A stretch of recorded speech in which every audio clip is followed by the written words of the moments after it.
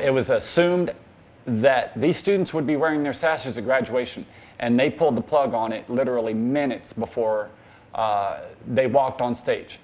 Patriotic pride in a son who's graduating and about to serve his country suddenly scorned by a school district. A local family outraged tonight after school officials forced their son to remove a symbol of his enlistment before crossing the stage. Eyewitness News reporter Adi Guajardo joins us in studio tonight with more on the problems at Pleasanton High over a student and his sash. Adi?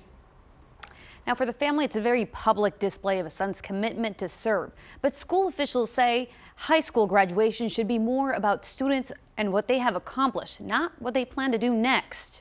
High school graduation comes once in a lifetime, marking a milestone in life, a time when students are sent off to follow their dreams. I've been wanting to join the Marine Corps pretty much for as long as I can remember. And last year, Luke Montalero enlisted in the Marines, a commitment he wanted to represent at graduation. My recruiter gifted me and my fellow poolee a sash to wear during graduation that said United States Marine Corps on it, to signify our enlistment. But instead he was given an ultimatum. Wore the sash and didn't walk the stage, or not wear the sash and walk the stage. A last-minute decision by the principal on graduation day, taking Montalero's family by surprise when they noticed his sash was missing on stage. When these students going into any branch of the military, they're going in to fight for our freedoms, could possibly make the ultimate sacrifice. God willing they don't.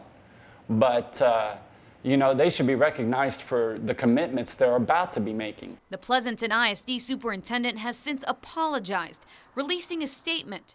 We will certainly examine and change any and all practices that do not honor our students and their commitment, especially if these commitments are to the safety and security to defend our country. A decision Montalero says is a little too late. It's not like they're going to redo graduation all over again, so it's nothing that can really be corrected, besides making sure that it doesn't happen to somebody else.